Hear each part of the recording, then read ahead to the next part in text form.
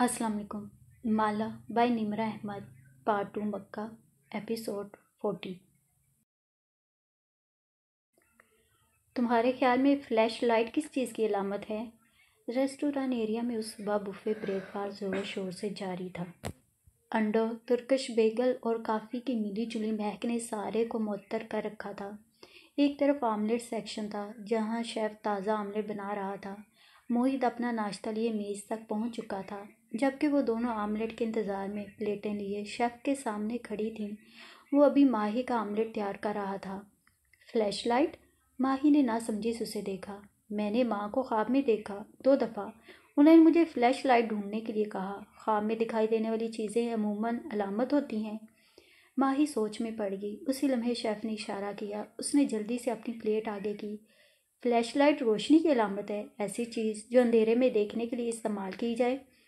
Chef अब गीला गीला सा जर्द आमलेट उसकी प्लेट में उंडेल रहा था। तुर्क उसको सादे आमलेट कहते थे। मशरूम चीज़ आमलेट। अपना ऑर्डर नोट करवा के उसने ताज्जुब से माही को देखा। माँ को रोशनी क्यों चाहिए? शायद तुम्हें चाहिए। वो गुमसुम सी आमलेट बार में बने मुख्तलिफ खाने देखेगी। वहाँ हर चीज़ की शय मौजूद थी, कटी सब्जियाँ, पनीर, मशरूम। उसे रोशनी क्यों चाहिए थी? मुझे खुशी है कि तुम आई हो माही। वो तीनों वापस अपनी मेज़ पे बैठे थे जब मोइन ने नरमी से बात का आगाज़ किया। साथ रखे स्ट्रोलर में हूर ऐन सो रही थी। माही मुस्कुरा दी, फिर एक तनकीदी नज़र मोहित की प्लेट पे डाली जो आमलेट, सलामी, साचीज़ और कई तरह के पनीर से भरी हुई थी। कल निकाह है तुम्हारा, तुम्हें डाइटिंग पे होना चाहिए। मैं थक चुका हूँ तैयारी करते करते। काफ़ी लंबे अरसे से तैयारियां चल रही थी गालबन। माही की नज़रों में खफगी उभरी। मोहित ने सर झुकाए, छुरी कांटे से आमले तोड़ते हुए महज कंधे उचका दिए। वो इतना थका हुआ था कि तरदीद भी नहीं कर पा रहा था। मैंने इंस्टा पे इस वेन्यू को देखा है जो तुमने सिलेक्ट किया है मोहित। माला ने उसे बाज रहने का इशारा किया, लेकिन वो माही थी। इतने पैसे कहाँ से आए इस इमरजेंसी निकाह के लिए? बाग से, और कहाँ से? मोहित का मूड अब ख़राब हो रहा था। खामखा की फजूल खर्ची। माही मुंह बना के प्लेट पे झुक गई। अलबत्ता कुछ माला चूंकि हाथ रोक के उसे देखा। बाग के ठेके से? वो तो चंद हज़ार से ज़्यादा का नहीं होता। एक सुर्ख बत्ती ज़हन में जलने बुझने लगी। मोहित ने पानी का घूंट भरा, फिर चेहरा उठा के उससे देखा। मैंने बाग बेच दिया है। मोहित? वो दोनों एक साथ चीखी थी। तुमने शादी के लिए बाग बेच दिया? इस फजूल खर्ची की क्या ज़रूरत थी? माही को यकीन नहीं आ रहा था। फजूल खर्ची का मसला नहीं है माही। माला एकदम घुराई, इतनी ज़ोर से कि माही भी चुप हो गई। उस बाग में मेरा और माही का भी हिस्सा था। यार मुझे पैसे चाहिए थे, मैं कहाँ से पूरा करता? वो जैसे उकता गया। जहाँ से भी करते, मगर मेरी और माही के हिस्से की ज़मीन ना बेचते। हमने तुम्हें पावर ऑफ अटॉर्नी इसलिए दिया था कि हम पाकिस्तान में नहीं थे। इस बाग में तुम्हारी बहनों का शरई हक था। उसने ज़ोर से मुट्ठी बींच के मेज़ पे रखी। एक कांटा उछल के नीचे जा गिरा। बस कर दो यार। मोहित ने गुस्से से प्लेट परे की। माँ ने तुम लोगों को शादियों पे इतना गोल्ड और जहेज़ भी दिया था। माला की शादी का अमाउंट भी उन्होंने अलग से मुख्तस किया था।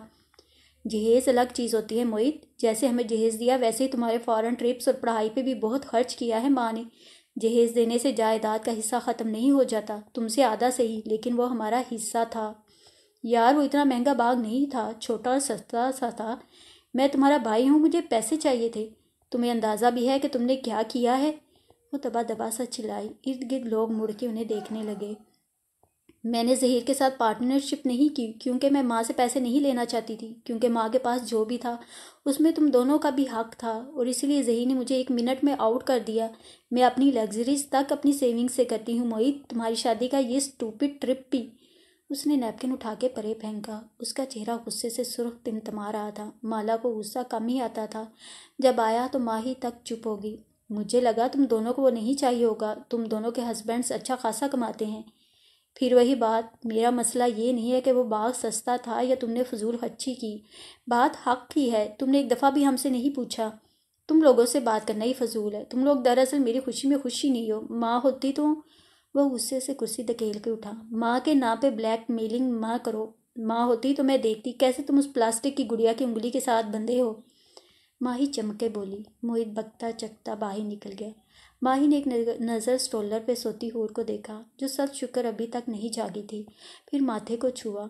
उसने सिर्फ शादी के लिए फजूल खर्ची? फिर तुम फजूल खर्ची की बात लेकर बैठ गई हो। वो उस पर गुस्सा हुई। وہ کرے فضول خرچی، شوق سے کرے، لیکن اپنے پیسے سے کرے، وہ یوں ہمارا حق نہیں بیچ سکتا۔ بہنوں کا جائیداد میں حق ہوتا ہے جو جہیز دینے سے سلب نہیں ہو جاتا۔ جہیز گفٹ ہوتا ہے، جیسے بیٹی کو دیا جاتا ہے ویسے ہی بیٹوں کے نخرے ساری زندگی اٹھائے جاتے ہیں۔ وہ گفٹس ہوتے ہیں، حق نہیں۔ گفٹ دے یا نہ دے اس کی پوچھ نہیں ہے، حق ہی ہے۔ معید نے ہمارا حق مارا ہے۔ اس نے گلاس اٹھایا اور ایک ایک گھونٹ میں سارا پانی گھٹا گھٹ پی گئی۔ چہرہ ابھی تک سرخ تھا۔ میں تو آنا ہی نہیں چاہتی تھی، تم نے مجھے ایموشنل کر دیا تھا۔ ماہی کو بالآخر موقع مل گیا تھا۔ اس نے جواب نہیں دیا۔ وہ اگلا گلاس پینے لگی۔ اسے سانس لینے تھے، اسے خود کو پرسکون کرنا تھا، لیکن کنکھیوں سے اسے دکھائی دیا ہال کے داخلی حصے سے کچھ چلا آ رہا تھا۔ وہ اس کو بنا دیکھے بھی پہچانتی تھی۔ مانوس قدموں کی چاپ، مانوس پرفیوم، مانوس آواز۔ اف، ابھی نہیں، آج صبح نہیں۔ وہ ان کی میز کے قریب رکا۔ Hello 1 in 50۔ ماہی بے اختیار اٹھ کھڑی ہوئی۔ ماہر؟ یاسمین کے آفس کی کھڑکی کے باہر برستی بارش اب رک چکی تھی۔ شیشے ہنوز گیلے تھے۔ وہ تھرو کو شال کی طرح لپیٹے اسی طرح کاؤچ پہ بیٹھا تھا۔ سامنے میز پہ ان چھوا سینڈوچ رکھا تھا۔ تم مجھ سے ملنے کیوں گئے؟ وہ کرسی پہ بیٹھی، نوٹ بک گھٹنے پہ رکھے، اپنا سینڈوچ دانتوں سے کتر رہی تھی۔ کہا نا، مجھے ماں بینا نے بلایا تھا۔ ہماری ملاقات ایک عرصے سے پینڈنگ تھی، لیکن میں وہاں پہنچا تو… اس نے گہری سانس کھینچی۔ یوں لگتا تھا دونوں کی کسی بات پہ لڑائی ہوئی تھی۔ وہ غصے میں تھی اور میں نے اسے غصے میں بہت کم دیکھا ہے۔ اس نے رک کے تصحیح کی۔ بلکہ جب بھی دیکھا ہے مجھ پہ ہی غصہ ہوتے دیکھا ہے۔ وہ ہوٹل کی لابی سے گزر کے بریک فاسٹ روم تک آیا ہی تھا کہ وہ دونوں سامنے نظر آ گئیں۔ ایک میز پہ آمنے سامنے بیٹھی دونوں لڑکیوں کے چہرے گلابی پڑ رہے تھے۔ تیسری کرسی پیچھے دھکیلی گئی تھی، جیسے ابھی بھی کوئی اٹھ کے گیا ہو۔ مالا گردن پیچھے پھینکے پانی کا گلاس ہونٹوں سے لگائے ہوئے تھی۔ جب تک اس نے گلاس نیچے کیا وہ قریب پہنچ چکا تھا۔ Hello 1 in 50۔ مسکرا کے اس نے صرف اسے مخاطب کیا جس سے وہ ملنے آیا تھا۔ کنکھیوں سے وہ مالا کو چونکتے اور پھر ناپسندیدگی سے گہری سانس بھرتے دیکھ سکتا تھا۔ ماہر بے؟ ماہی سنبھل کے بدعقل مسکراتی اٹھ کھڑی ہوئی۔ آپ عین مقرر کردہ وقت پہ پہنچے، حالانکہ اس شہر کے لوگ وقت کے پابند نہیں ہیں۔ شکر ہے میں اس شہر کا نہیں ہوں۔ وہ مسکرایا، پھر ماہی کی پلیٹ کو دیکھا۔ تم ناشتہ شروع کر چکی؟ میرا خیال تھا ہم نشاتشی میں کہیں اس سے بہت بہتر ناشتہ کر سکتے ہیں۔ حور ابھی اٹھ جائے گی اور تنگ کرے گی، سو ہمیں یہی رہنا ہوگا۔ ماہی نے بے بسی سے اسٹرولر میں سوئی بچی کو دیکھا۔ وہ دیکھ سکتا تھا کہ خفا چہرے والی لڑکی اٹھ کھڑی ہوئی تھی۔ اپنے بیگ اٹھاتے ہوئے اس نے اسپاٹ انداز میں اطلاع دی، میں باہر جا رہی ہوں، اور اس کو دیکھے بنا ساز سے گزر کے نکل گئی۔ وہ زیر لب بڑبڑاتے ہوئے گزری تھی۔ ماہی نے چہرہ اٹھایا۔ سامنے شیشے کی دیوار میں اس کا عکس دکھائی دے رہا تھا۔ وہ باہر جا رہی تھی۔ چہرہ ہنوز غصے سے گلابی تھا اور ماتھے پہ بال تھے۔ کشمالہ مبین کو اس نے غصے میں بہت کم دیکھا تھا۔ وہ معید کی کرسی پہ بیٹھا اور ٹانگ پہ ٹانگ جما لی، انگلی سے ویٹر کو اشارہ کیا، ترکش کعبہ، پھر بغور ماہی کو دیکھا۔ وہ سوچتی نظروں سے مالا کو جاتے دیکھ رہی تھی۔ تم دونوں کی لڑائی ہوئی ہے کیا؟ نہیں، ہم فلیش لائٹس کو ڈسکس کر رہے تھے۔ وہ چل کے بولی، فلیش لائٹس؟ جی فلیش لائٹس۔ آپ کے خیال میں فلیش لائٹس کس چیز کی علامت ہوتی ہیں؟ ماہر فرید نے نا علمی سے شانے اچکائے۔ مصنوعی روشنی، یہ تب جلائی جاتی ہے جب ساری روشنیاں ختم ہو جائیں اور… آپ نے مالا کو ہیلو تک نہیں بولا، کیوں؟ اسے بیک وقت جیسے سب پہ غصہ آ رہا ہے۔ روز بولتا ہوں، کل ہم بیربل کی بیکری پہ ملے تھے، پرسوں میرے آفس میں، اور یہ سن کے مجھے لگا تھا آپ دونوں کے مسئلے ختم ہو گئے ہیں، لیکن پھر وہی آرکو ڈینس۔ ماہی جیسے اکتا گئی تھی۔ میں صرف… وہ کھنکارا جیسے الفاظ تلاش کیے، اس کو اوائڈ کرتا ہوں۔ اوائڈ؟ ماہی کی اسکین کرتی نظریں جیسے اس کے اندر اتر رہی تھیں۔ ماہر ہلکا سا مسکرایا۔ اس کے گال پہ زخم کا نشان تھا جو اب مستقل ہو چکا تھا۔ اس کا شوہر اس شہر میں ہے، میں نہیں چاہتا کہ میری وجہ سے ہم دونوں کے درمیان کوئی مسئلہ ہو۔ میرا شوہر اس شہر میں نہیں ہے، مگر آپ کی وجہ سے ہم دونوں کے درمیان کبھی مسئلہ نہیں ہوگا، کیونکہ اس کو مجھ پہ اعتبار ہے۔ آپ یہ کہنا چاہ رہے ہیں کہ زیاد کو مالا پہ اعتبار نہیں ہے، یا آپ ابھی تک زیاد کو ناپسند کرتے ہیں؟ ماہی فرید نے دونوں ہاتھ اٹھا لیے۔ واللہ زیاد کے بارے میں میری رائے بدل چکی ہے۔ اس کا انداز الجھا دینے والا تھا، لیکن خیر، ماہی نے سر جھٹکا۔ چھوڑیں، ہم بھی کیا باتیں لے کر بیٹھ گئے۔ میں تو آج تک آپ کا ٹھیک سے شکریہ بھی ادا نہیں کر سکی۔ فون پہ کئی دفعہ کر چکی ہو، ان فارمیلٹیز کی ضرورت نہیں ہے لڑکی۔ وہ مسکرایا۔ ویٹر اب اس کے قہوے کا ننھا سا کپ سامنے رکھ رہا تھا۔ آخری دفعہ جب ہم ملے اس روز جب میرا سرخ والٹ کھویا تھا، تب آپ مختلف تھے۔ میں خوف زدہ تھا، اب نہیں ہوں۔ میں نے خوف کو پیچھے چھوڑ دیا ہے، اور تم نے؟ اس نے بھاپ اڑاتا کپ اٹھایا۔ باپ کے پیچھے ماہی کا چھوٹے بالوں والا چہرہ دھندلا سا گیا۔ میرے خوف اب بھی وہی ہیں۔ ماہی اسٹرولر کو دیکھ رہی تھی۔ ماہر کی نگاہوں نے اس کا تعاقب کیا۔ اس کا خیال رکھنا بینا، میں حلال کا نہیں رکھ سکا۔ کوئی اداس سا نغمہ جیسے فضا میں گل سا گیا۔ ماہی نے سر ہلا دیا، پھر یاد آیا، آپ مجھ سے ملنا چاہتے تھے، لیکن پھر ہم اتنے مہینوں سے نہیں مل سکے۔ آپ نے کہا تھا آپ مل کے کچھ پوچھنا چاہتے ہیں۔ مجھے کسی نے کہا تھا کہ تم جانتی ہو کچھ۔ ماہر نے پیالی نیچے رکھ دی۔ کس نے؟ اس نے بہت دفعہ کا سوال دہرایا۔ ایک بوڑھے دوست نے۔ وہ مبہم سا مسکرایا۔ لیکن میں آپ کو فون پہ بتا چکی ہوں کہ میں سرکار نامی کسی آدمی کو نہیں جانتی، نہ میں نے زندگی میں کوئی اصل جادوگر دیکھا ہے۔ کیا آپ کو یقین ہے کہ آپ کے بوڑھے دوست نے آپ سے پورا سچ بولا تھا؟ مجھے یقین ہے۔ اس کا لہجہ کسی قسم کے شک سے پاک تھا۔ ماہی نے الجھ کے اس کو دیکھا۔ سوٹ اور ویسٹ میں ملبوس، ٹانگ پہ ٹانگ جمائے بیٹھا وہ پورے اعتماد سا آدمی انگوٹھے انگلی سے پیالی پکڑے بہت غور سے اسے دیکھ رہا تھا، جیسے کچھ پڑھنے کی کوشش کر رہا ہو۔ تم نے ایئرپورٹ پہ بتایا تھا کہ تم کسی سفر پہ جا رہی تھیں، راستے میں تمہیں کوئی ملا، کوئی سایہ، کوئی جادوگر، اس نے تم پہ پھونک ماری اور یاد ہے؟ ماہی نے جلدی سے بات کاٹی۔ وہ اس تکلیف دہ قصے کو مزید لمبا نہیں کرنا چاہتی تھی۔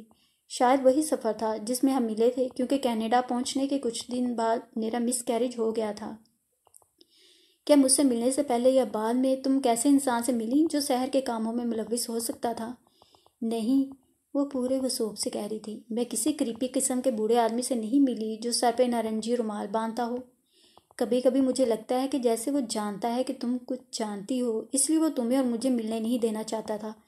تم سے ملنے لاہور آ رہا تھا، لیکن پھر میرا ایکسیڈنٹ ہو گیا۔ بعد میں جب آیا تو ہمیں حلال کی لاش دکھائی گئی۔ میں تم سے ملے بغیر چلا گیا، لیکن میں کچھ نہیں جانتی۔ آپ بتائیں، آپ کیا جانتے ہیں اس کے بارے میں؟ اس نے سینے پہ بازو لپیٹ لیے اور پیچھے ہو کے بیٹھ گئی، جیسے وہ مسلسل ماہی فرید کے کٹہرے میں کھڑے ہو کے تنگ آ گئی تھی۔ میں نے اس کو ایک دفعہ دیکھا تھا خواب میں۔ وہ بوڑھا ہے، اس کے لمبے بال سفید ہیں، دبلا پتلا سانولا رنگ، نقوش ہلکے ہلکے سے یاد ہیں، سر پہ نارنجی رومال باندھتا ہے اور اس نے یاد کیا، ہاں، اس کے بازو پہ۔ حور نے ایک دم سے زور سے رونا شروع کیا، اتنی زور سے جیسے کچھ کاٹ گیا ہو۔ ماہی کرنٹ کھا کے اٹھی اور پریشانی سے اسٹرولر سے نکالا۔ وہ زور زور سے روئی جا رہی تھی۔ قسم سے کبھی کبھی تو دل چاہتا ہے اس کو واپس کراؤں۔ وہ بے بسی سے اب اسے کندھے سے لگائے چپ کروا رہی تھی۔ ماہر کو بھول گیا کہ وہ کیا کہہ رہا تھا۔ شاید کوئی چھوٹی تفصیل بتا رہا تھا، لیکن خیر، چھوٹی تفصیلات اہم نہیں تھیں۔ میں واقعی ایسے کسی آدمی کو نہیں جانتی ممار بے، اگر کچھ یاد آیا تو ضرور بتاؤں گی۔ حور کے رونے نے اس کی توجہ بانٹ لی تھی۔ ماہر مسکرا کے اٹھ کھڑا ہوا اور کلائی پہ بندھی گھڑی دیکھی جس پہ ایک میسج موصول ہوا تھا، مجھے بھی کہیں پہنچنا ہے، آپ رات ڈنر پہ آئیں گے؟ حور ابھی تک روئے جا رہی تھی اور ماہی کو اونچا بولنا پڑا تھا۔ آج فیملی ڈنر ہے؟ اسے یاد آیا، معید کو اس ملک کے لوگوں کا کلچر بہت پسند آ گیا ہے غالباً۔ وہ ماہی کا سوال نظر انداز کر گیا تھا۔ اس سے دیر ہو رہی تھی، اسے کہیں پہنچنا تھا۔ وہ ایک متوسط طبقے کی اپارٹمنٹ بلڈنگ تھی۔ سامنے پارک بنا تھا اور دوسری طرف دکانیں اور ریسٹوران تھے۔ سڑک کنارے ایک سفید چھت والی نیلی کار کھڑی تھی جس کی ڈرائیونگ سیٹ پہ بیٹھا فربی سا آدمی چیٹوز کا بڑا سا پیکٹ کھول رہا تھا۔ دفتر فرنٹ ڈور کھلا، آدمی کا ہاتھ فوراً جیب کی طرف گیا، لیکن پھر کندھے ڈھیلے ہوئے برا سا منہ بنا کے ماہر کو دیکھا جو اندر بیٹھ رہا تھا۔ اگر قومسار چنگیز نے ہم دونوں کو ساتھ دیکھ لیا تو کیا سوچے گا ماہر بے؟ یہی کہ میں اپنا پیسہ تم جیسے آدمی کو اس لیے دیتا ہوں تاکہ تم مجھے پولیس اسٹیشن کے اندر ہونے والے معاملات سے باخبر رکھو، لیکن تم… ناپسندیدگی سے پیکٹ کو دیکھا جسے وہ 3 انگلیوں میں بہت سے چیٹوز بھر کے نکال رہا تھا۔ بے پرواہی سے شانے اچکائے۔ کم از کم میں نے آپ کو بروقت اطلاع کر دی، چنگیز بے نے ابھی تک نہیں بتایا؟ ماہر جواب دیے بنا سوچتی نظروں سے اپارٹمنٹ بلڈنگ کو دیکھے گیا۔ غالب نواز یہاں رہتا ہے؟ عمارت میں داخلے کا ایک ہی راستہ ہے، وہ تھانے سے سیدھا گھر آیا ہے اور کل سے باہر نہیں نکلا۔ وہ خوفزدہ ہے؟ وہ بڑبڑایا۔ اگر میرے دوست نے اسے رہا نہ کیا ہوتا تو ہم اس کے بارے میں مزید جان سکتے تھے۔ آپ کا دوست آپ کو جھوٹی گواہی کے اثرات سے بچا رہا تھا ماہر بے، اور تم نے کیا کچھ معلوم کیا ہے اب تک؟ اس نے ناپسندیدگی سے اس افیسر کو دیکھا جو سادہ حلیے میں بھی پہچانا جا رہا تھا۔ پولیس ڈیوٹی میں سب سے بورنگ کام اسٹیک آؤٹ ہوتا ہے، وہ منہ بسور کے بتانے لگا۔ اس کی پولیس آفیسر گرل فرینڈ ملک سے باہر ہے، 3 دن بعد آئے گی، وہ دونوں جلد شادی کرنے والے ہیں، اور سسپنس بھرا وقفہ دیا، اور وہ کیٹو ڈائٹ پہ ہے۔ پھر پرجوش انداز میں سامنے ایک سٹور کی طرف اشارہ کیا۔ دن میں 2 دفعہ آرگینک فوڈ اسٹور سے اس کے کیٹو لنچ باکسز اس عمارت میں ڈیلیور ہوتے ہیں۔ اور تمہیں کیسے معلوم وہ شادی کرنے والا ہے؟ کیونکہ اس نے جس دن ڈائٹ شروع کی تھی اس سے ایک رات پہلے اس کے کریڈٹ کارڈ بل میں اور تکائی کے ایک فینسی ریسٹورانٹ کے ڈنر کا بل بھی تھا۔ یقیناً اس ڈنر پہ اس نے لڑکی کو پرپوز کیا ہوگا، تبھی اگلی صبح سے ڈائٹ سٹارٹ کی۔ آپ کے خیال میں کیٹو ڈائٹ کام کرتی ہے؟ ماہر فرید نے بہت ضبط سے اسے دیکھا جو کڑچ کڑچ کر کے چٹوس چبا رہا تھا۔ کیا کچھ سے ملنا آیا ہے؟ ابھی تک تو نہیں۔ افیسر نے ایک ٹیبلٹ اسکرین کی طرف اشارہ کیا جہاں ایک اپارٹمنٹ کے دروازے کے باہر کا منظر دکھائی دے رہا تھا۔ دروازہ بند تھا۔ شاباش، تم ٹی وی دیکھو۔ اس نے تن سے اس کا کندھا تھپکا اور باہر نکل گیا۔ اس سے پہلے کہ وہ اسے روک پاتا، ماہر فرید اپارٹمنٹ بلڈنگ کے اندر داخل ہو چکا تھا۔ لفٹ سے وہ مطلوبہ فلور پہ اترا تو غالب نواز کے اپارٹمنٹ کے باہر ایک ڈیلیوری بوائے جھک کے لنچ باکس رکھ رہا تھا۔ ماہر ستون کی اوٹ میں ہو گیا۔ ڈیلیوری بوائے نے گھنٹی بجائی اور خود آگے بڑھ گیا۔ دفتر دروازہ کھلا۔ غالب نواز نے احتیاط سے سر نکالا، دائیں بائیں دیکھا۔ گردن میں تعویذ کا سیاہ دھاگا دکھائی دیا تھا۔ پھر دروازہ مکمل کھولا اور جھک کے لنچ باکس اٹھایا۔ 2 بوٹ قریب آتے دکھائی دیے۔ وہ چونک کے سیدھا ہوا۔ سامنے ماہر فرید کھڑا تھا۔ اس کے ماتھے پہ بل پڑے۔ میں تمہیں نہیں جانتا، نہ میں نے تمہیں ٹکر ماری تھی۔ اگر تم مجھے یوں ہراس کرو گے تو میں تمہارے خلاف پولیس میں شکایت کروں گا۔ غصے سے اس نے دروازہ بند کرنے کی کوشش کی، لیکن ماہر نے تیزی سے اپنا بوٹ درمیان میں دے دیا۔ کیا دروازہ توڑو گے؟ توڑ دیتا اگر میری ٹانگ مکمل طور پہ صحت یاب ہو چکی ہوتی۔ وہ جیبوں میں ہاتھ ڈالے بوٹ دروازے میں پھنسائے کھڑا تھا، بالکل پرسکون۔ آواز بھی نارمل تھی۔ کیا چاہتے ہو؟ وہ بھی دروازہ اسی طرح پکڑے کھڑا تھا۔ ادھر ماہر بوٹ نکالے اور ادھر وہ دروازہ بند کرے۔ تم خوفزدہ ہو کیونکہ تم نے اس شہر میں ایک زندگی تعمیر کی ہے، لیکن تمہارا سرکار تمہیں ایسا نہیں کرنے دے گا۔ وہ مسکرایا۔ وہ تمہیں یہ ملک چھوڑ کے کہیں گم ہو جانے کے لیے کہے گا، شاید کہہ چکا ہے، اور اس کی اندھی عقیدت میں تم ایسا ہی کرو گے، لیکن کیا تم اس ملک سے دور جا کے خوش رہو گے؟ ایسا کچھ نہیں ہے۔ میں تمہیں جیل میں نہیں ڈالنا چاہتا غالب نواز، میں صرف چاہتا ہوں کہ تم سچ بولو۔ مجھے صرف اس کا نام بتا دو، اپنی لڑائی میں خود لڑ لوں گا۔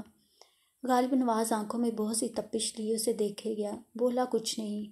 وہ ایک عام سا جادوگر ہے، اس کے پاس جنات ہیں، انسان نہیں۔ انسان زیادہ خوف زدہ کرنے والی مخلوق ہے۔ اس کے جنات سے ڈرنا چھوڑ دو، مجھ سے سچ بول دو، میں تمہیں سرکار سے بچا سکتا ہوں۔ اس نے اپنا بوٹ پیچھے کر لیا۔ اب وہ درد کرنے لگا تھا۔ کوئی کسی کو نہیں بچا سکتا ماہر بے، وہ چبا چبا کے بولا۔ دروازہ زور سے بند کر دیا۔ پہلے لاک لگایا، پھر ڈبل بولٹ، پھر چٹکنی۔ وہ سوگواریت سے مسکرا دیا۔ وہ جنات سے خوف زدہ تھا۔ اس نے افسوس سے سر جھٹکا اور لفٹ کی جانب بڑھ گیا۔ معید نے بہت مایوس کیا ہے مالا، رامین افسوس سے کہہ رہی تھی۔ وہ دونوں واپس صوفوں پہ آن بیٹھی تھیں اور چائے کے مگ ہاتھوں میں پکڑ رکھے تھے۔ خود میرے اپنے ماموں نے میری امی کا حق۔ اس کی زبان کو بریک لگ گئے۔ مالا کا چہرہ دیکھ کر سنبھلی۔ سوری، ہم آپ کی کہانی سننے کے لیے جمع ہوئے ہیں۔ وہ اب مزید ان کاغذوں کے بارے میں نہیں پوچھ رہی تھی جو لاؤنج کی میز پہ بکھرے ہوئے تھے۔ وہ مالا کے بتانے کی منتظر تھی۔ کیا معید کی اس حرکت کے بعد آپ نے شادی اٹینڈ کی؟ کشمالہ صوفے پہ پیر اوپر کیے بیٹھی تھی۔ اس سوال پہ مگ رکھنے کو جھکی تو ڈھیلا جوڑا کھل گیا۔ تمہارے خیال میں مالا نے کیا کیا ہوگا؟ اس نے دونوں ہاتھوں سے بالوں کو سمیٹا اور بے رحمی سے کس کے پونی میں باندھا۔ انداز میں گیلا سا تھا یا اپنے لیے طنز۔ کمرے کی کھڑکیوں سے باہر اترتی شام دکھائی دے رہی تھی۔ مالا پہلے ہی دستک پہ اٹھ کھڑی ہوئی جبکہ ماہر ڈٹائی سے بیٹھی رہی۔ وہ جانتی تھی باہر کون ہوگا۔ سوری۔ چوکھٹ پہ کھڑے معید نے سر اٹھا کے اسے دیکھا، پھر پیچھے بیٹھی ماہی کو۔ میں نے غلط کیا باغ بیچ کر، مجھے ایسا نہیں کرنا چاہیے تھا۔ I am sorry. مالا نے اس بات میں سر ہلا دیا۔ میں کچھ عرصے میں تم لوگوں کے حصے کی رقم تمہیں لوٹا دوں گا۔ اب تم دونوں نیچے آ جاؤ پلیز، میرے لیے فیملی ڈنر ہے اور سب پہنچ چکے ہیں۔ آخر میں اضافہ کیا، تقریباً۔ تمہارے خیال میں وہ سچ میں شرمندہ ہے؟ اس کے جاتے ہی ماہی شروع ہو گئی۔ نہیں، اور نہ ہی وہ کبھی شرمندہ ہوگا، لیکن اس وقت ہمارے پاس اس کو معاف کرنے کے سوا کوئی آپشن بھی نہیں ہے۔ بہنوں کے پاس ہوتا بھی نہیں ہے، ان کو ساری عمر بھائیوں کی ضرورت رہتی ہے۔ سو اپنا موڈ درست کرو، نیچے چلو۔ زیاد کو نہیں پتہ چلنا چاہیے کہ ہم بہن بھائی کے درمیان کیا چل رہا ہے۔ ان کے ہوٹل سے ایک گلی چھوڑ کے ایک فائن ڈائن بنا تھا جس کے ایک ہال کمرے میں ڈنر کا اہتمام کیا گیا تھا۔ میز پہ اونچی موم بتیاں جل رہی تھیں۔ ایک طرف معید اور شف ساتھ ساتھ بیٹھے تھے۔ ماہی نے اسے دیکھتے ہی زیر لب کم وقت پلاسٹک کہا تھا کہ مالا نے جوتے سے اس کا پیر دبایا۔ زیاد خاموشی سے اپنی جگہ براجمان تھا، اس سے دیکھ کے اٹھا نہیں، بس شکایتی انداز میں گھڑی کو دیکھا، جیسے کہہ رہا ہو اتنی دیر لگا دی۔ وہ دو دن کی خوش خلقی کے بعد زیاد سلطان کی ازلی تلخی اور بوریت واپس آ چکی تھی۔ اس کے دل کو دھکا سا لگا، کیا یہ اس کی فطرت تھی یا کبیرہ تائی کے جادو تھے؟ ماہی نے سب سے پہلے سربراہی کرسی میں قبضہ جمایا۔ اب وہ یوں بیٹھی تھی کہ ایک ہاتھ میں مالا اور زیاد تھے اور دوسرے پہ معید اور شفق۔ یہ 6 افراد کی ڈائننگ ٹیبل تھی اور ماہی کی سیٹ کی دوسری سربراہی کرسی ہنوز خالی تھی۔ معید نے کہا تھا سب پہنچ گئے تھے تقریباً۔ وہ مینو کارڈ پہ سر جھکائے ہوئے تھی جب تقریباً کی چاپ سنائی دی۔ اسے معلوم تھا وہ مدعو تھا، یہ نہیں معلوم تھا کہ وہ آ جائے گا۔ نگاہ اٹھا کے دیکھا اور حلق میں کڑواہٹ گھل گئی۔ ماہر فرید سامنے سے چلا آ رہا تھا، سفید شرٹ پہ بھوری ڈنر جیکٹ، جینز اور سفید جوکرز۔ مسکرا کے معید سے مسافے کے لیے ہاتھ بڑھایا، جو اسے دیکھتے ہی اٹھ کھڑا ہوا۔ مجھے لگا تم نہیں آؤ گے۔ معید واقعی اس کا ممنون تھا۔ فیملی ڈنر میں کیسے مس کر سکتا ہوں، بالخصوص زیاد صاحب سے ملاقات کا موقع۔ وہ خوشگوار انداز میں کہتا زیاد کی طرف پلٹا۔ کشمالہ کا سانس تک رک گیا۔ ماہر اس کا کوئی ایکس نہیں تھا جو وہ گلٹی محسوس کرتی، لیکن وہ اپنے شوہر کو جانتی تھی۔ وہ اور امین کے شوہر کی اس کے لیے کی گئی تعریف برداشت نہیں کر سکتا تھا۔ ماہر کی موجودگی میں اس کو کتنا غیر آرام دہ کر دے گی۔ اف، اس نے فکر مندی سے زیاد کا چہرہ دیکھا۔ باہر سرد رات گہری ہو رہی تھی، لیکن آفس میں جلتے زرد لیمپ اور ہیٹر کی گرمائش ماحول کو آرام دہ بنا رہے تھے۔ اس کا سینڈوچ ابھی تک میز پہ انچھوا رکھا تھا۔ اس لیے تم اس جمعہ تھراپی پہ نہیں آئے، تم اس ڈنر پہ چلے گئے جہاں جانا ہی نہیں چاہتے تھے، کیوں؟ وہ نوٹ پیڈ پہ کچھ لکھتے ہوئے پوچھ رہی تھی۔ مجھے غصہ تھا زیاد پر، کشمالہ پر، خود اپنے آپ پر، یا شاید میں اپنے دشمن کے قریب رہنا چاہتا تھا۔ اس نے سر جھکا کے انگلیاں بالوں میں پھنسا لی۔ اور قریب رہ کے تمہیں کیا معلوم ہوا؟ کیف، رائٹ؟ زیاد سلطان خوشگوار حیرت سے کھڑا ہوا۔ کشمالہ کی ساری فکر مندی ایک دم الجھن میں بدل گئی۔ تم یہاں کیسے؟ وہ ماہر فرید کو دیکھ کے جیسے بہت حیران ہوا تھا۔ ماہر دھیرے سے ہنس دیا۔ شکر ہے میں تمہیں یاد ہوں۔ دونوں میں سے کسی نے مسافے کے لیے ہاتھ نہیں بڑھایا۔ ماہر نے دوسری سربراہی کرسی کھینچی اور اپنے مخصوص انداز میں بیٹھا تو وہ معید اور زیاد واپس بیٹھے۔ کیا مالا نے میرا تعارف نہیں کروایا؟ اس نے پہلی دفعہ اسے دیکھا۔ وہ بند گلے والی سبز لمبی قمیض پہنے ہوئے تھی اور ایک کندھے پہ کامدار شال تھی، کانوں میں جھمکے تھے۔ پکارے جانے پہ شکایتی نگاہ اٹھا کے اسے دیکھا۔ یہ کیف نہیں، ماہر فرید ہے، وہ جیسے جبراً بولی تھی۔ ایک اندیکھا سا احساس تھا جو فضا میں تناؤ پیدا کر رہا تھا۔ شاید یہ اسے محسوس ہو رہا تھا۔ بتایا تھا نا، یہ ایک بزنس مین ہے اور کسی وجہ سے میری ملازمت کرتے تھے۔ بہت دلچسپ۔ تمہیں یاد ہوگا میں نے کہا تھا کہ کیف وہ نہیں جو نظر آتا ہے۔ زیاد محفوظ ہوا تھا اور جیسے حیران بھی۔ مالا نے پہلو بدلا۔ زیاد کا غیر آرام دہ نہ ہونا اس کو مزید غیر آرام دہ کر رہا تھا۔ کاش میں بھی تمہارے بارے میں سر محفل یہ کہہ سکوں زیاد۔ وہ مسکرایا تھا۔ معید اور شفق آپس میں مینیو ڈسکس کرنے لگے۔ مالا نے بھی خود کو مکمل طور پہ مینیو کی کتاب میں گم کر لیا تھا۔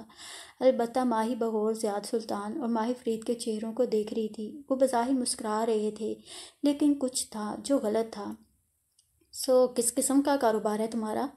زیاد کے انداز میں تجسس تھا۔ ماہر کی کرسی اس کی کرسی سے 90 درجے کے اینگل پہ تھی۔ وہ اس کے بالکل قریب تھا، پھر بھی اس نے کرسی کا رخ مزید ماہر کی طرف موڑ لیا، جیسے اسے صرف اس سے بات کرنے میں دلچسپی ہو۔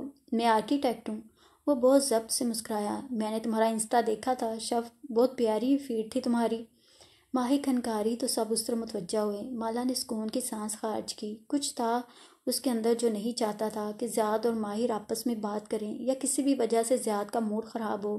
تھینک یو، شفق مسکرائی۔ اس کا انگریزی کا لہجہ برطانوی تھا۔ دنیا کتنی چھوٹی ہے، تمہارے اور میرے فالوورز میں ایک مشترکہ دوست نکل آئی، مالا کی کلاس فیلو۔ شفق کی مسکراہٹ پھیکی ہوئی۔ اچھا، اتفاق سے آج میری اس سے بات ہوئی۔ وہ مجھے بتا رہی تھی کہ تم لوگ اندرون لاہور کے علاقے کرشن نگر سے ہو، تمہارا بچپن وہیں گزرا ہے، اسکولنگ بھی وہیں ہوئی۔ شفق کی رنگت ایسے فاق ہوئی جیسے اس نے کوئی جن دیکھ لیا ہو۔ نہیں، وہاں تو میرا دودھیال رہتا تھا، ہم تو ڈیفینس، ہاں یاد آیا، ڈیفینس میں تم لوگ 2 سال پہلے شفٹ ہوئے، اس سے پہلے اچھرا میں کافی سال رہے ہو۔ انگلینڈ میں تم ایک ایکسچینج پروگرام میں 2 ہفتے کے لیے گئی تھی، مگر ایکسنٹ اچھا ہے تمہارا۔ ماہی بہت معصومیت سے تعریف کر رہی تھی۔ پتہ نہیں آپ کس کی فرینڈ کی بات کر رہی ہیں؟ شفق نے جیسے جھرجھری لی۔ اور وہ یہ بھی کہہ رہی تھی کہ تمہارے دادا کو فوت ہوئے 3-4 سال ہو گئے ہیں، تمہارے گھر والے ترکی پہنچ گئے یا ابھی دادا کی برسی پہ ہیں؟ معید نے بے بسی سے ماہی کو گھورا۔ اس نے مسکرا کے شانے اچکا دیے۔ اصل میں یہ مینیو دیکھ کے مجھے اپنا 4 سدہ والا باغ یاد آ رہا تھا۔ شفق بدیق مسکرائی اور ایک دم چہرے کا رخ ماہر کی طرف موڑ دیا۔ آپ کی کیا کہانی ہے؟ موہت بتا رہے تھے کہ آپ ان کے ڈرائیور تھے۔ ایک دم سب کی توجہ اس طرف مبذول ہو گئی۔ ماہی کے ماتھے کے بال واپس آنے لگے۔ تھا نہیں، بنا ہوا تھا۔ موہت ایک دم جیسے بہت شرمندہ ہوا۔ تمہارا نام کیا ہے؟ ماہی نے بھی رخ اس کی طرف موڑا۔ اس کے انداز میں نرمی تھی۔ فروا شفق، عموماً سب مجھے شفق کہتے ہیں۔ میرے دادا بھائی کرشن نگر سے تھے۔ شفق بہت غریب تھے، اندرون لاہور میں پلے بڑے۔ وہ ٹیک لگائے ٹانگ پہ ٹانگ جمائے بیٹھا کہہ رہا تھا۔ چند دہائیاں قبل وہ انگلینڈ آئے تھے اور یہاں کپڑے کا کاروبار شروع کیا تھا، ایک سٹال سے۔ میرے والد نے اس سٹال کو آگے بڑھایا۔ میرا بچپن انگلینڈ کی مارکیٹس میں کپڑا بیچتے گزرا ہے۔ وہ مسکرا کے کہہ رہا تھا۔ ایک دم ڈائننگ ٹیبل پہ سناٹا چھا گیا۔ وہ چونکہ اسے دیکھنے لگی اور وہ شفق کی طرف دیکھ رہا تھا۔ چہرے پہ ایک اداس سی مسکراہٹ تھی۔ وہ اس کے گال پہ سبز زخم کا نشان دیکھ سکتی تھی۔ پھر میرے والد نے ترقی کی کیونکہ لوگ ان کا اعتبار کرتے تھے، ان کے پاس امانتیں رکھواتے تھے، پیسے، بانڈ، زیور۔ ان کے سچ پہ کوئی شک نہیں کر سکتا تھا۔ انہوں نے ایک سٹال سے دکان اور دکان سے ویئر ہاؤس بنایا اور پھر ہم ریئل اسٹیٹ کے بزنس میں آ گئے اور اس بزنس سے ہم نے ترقی کی۔ 3 سال پہلے میں UK چھوڑ کے استنبول آ گیا تھا، تب سے یہی ہوں۔ ٹیبل پہ سناٹا چھا گیا، سب خاموش تھے۔ تبھی زیاد کھنکارا۔ وہ اس حصے کے بارے میں پوچھ رہی جب تم دھوکہ دہی سے کشمالہ کے ڈرائیور بنے ہوئے تھے۔ ماہر نے بے اختیار زیاد کو دیکھا۔ وہ مسکرا رہا تھا، بہت سادگی سے۔ میری ایک بہن تھی۔ شفق خود سے توجہ ہٹنے پہ خوش تھی۔ وہ توجہ سے بظاہر سننے لگی۔ اس کا نام حلال ہے، وہ کھو گئی تھی۔ کسی نے مجھے کہا کہ اگر میں لاہور چلا جاؤں تو شاید اسے ڈھونڈ لوں۔ مجھے ایک کور چاہیے تھا، سو میں ان کے گھر کا ڈرائیور بن گیا۔ کیسے کھوئی تھی وہ؟ ضیاء سلطان نے افسوس سے پوچھا۔ ماہ فرید نے بہت ضبط سے گہری سانس اندر کھینچی۔ یوں ہی اچانک ایک دن وہ غائب ہو گئی۔ اس کی مسکراہٹ اب غائب ہو چکی تھی۔ وہ اس سے زیادہ مسکرانے کی اداکاری نہیں کر سکتا تھا۔ اور اس وقت تم کہاں تھے؟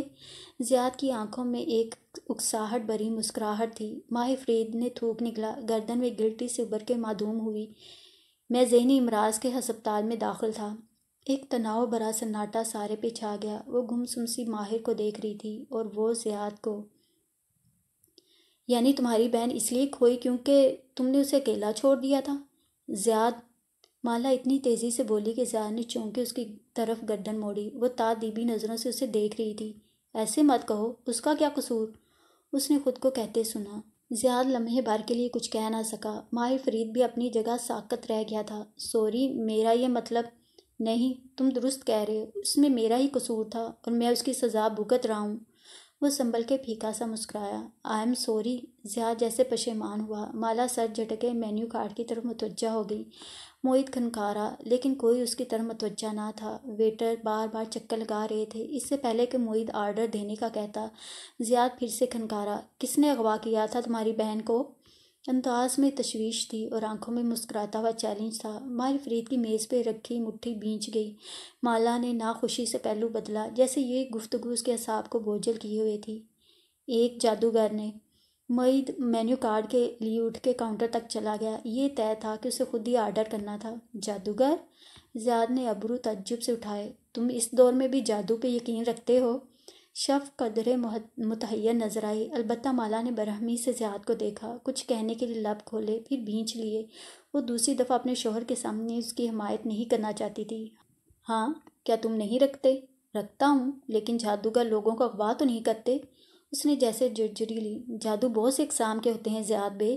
وہ ہاتھ باہم پھنسائے آگے ہوا اور غور سے زیاد کا چہرہ دیکھا۔ سحر مرض، سحر اسود، سحر عشق۔ بہت طنز سے آخری لفظ بولا۔ سحر عشق؟ کشمالہ مبین کی آنکھوں میں ناسمجھی ابھری، لیکن ماہر اسے دیکھ نہیں رہا تھا، وہ زیاد کو دیکھ رہا تھا، جس کے چہرے کے اطمینان میں ذرہ برابر بھی فرق نہ آیا تھا۔ انٹرسٹنگ۔ سحر عشق کیا ہوتا ہے؟ زیاد نے مالا کے جیسے تعجب سے پوچھا۔ ساتھ کچھ اور بھی تھا اس کی آنکھوں میں، کچھ مذاق اڑاتا ہوا، کچھ ایسا جسے صرف ماہر سمجھ سکتا تھا۔ جب مرد کسی عورت کو حاصل نہیں کر سکتے تو اس پر سحر عشق کرتے ہیں۔ عموماً یہ وہ مرد کرتے ہیں جن کو اپنی شکل و صورت کا کمپلیکس ہوتا ہے۔ سحر عشق کے ذریعے وہ اپنی محبوبہ کو خوبصورت نظر آتے ہیں۔ وہ چبا چبا کے ایک لفظ کہہ رہا تھا۔ وہ ابرو اکٹھے کیے چمبے سے اسے دیکھ رہی تھی۔ کیا واقعی ایسے کوئی کسی کو اپنا سکتا ہے؟ ضیاء سلطان سب سے زیادہ حیران تھا، ہمیشہ کے لیے نہیں، کیونکہ جب سحر اترتا ہے تو اسی عورت کو وہ شخص بھیڑیا یا کسی بد شکل جانور کے روپ میں نظر آتا ہے۔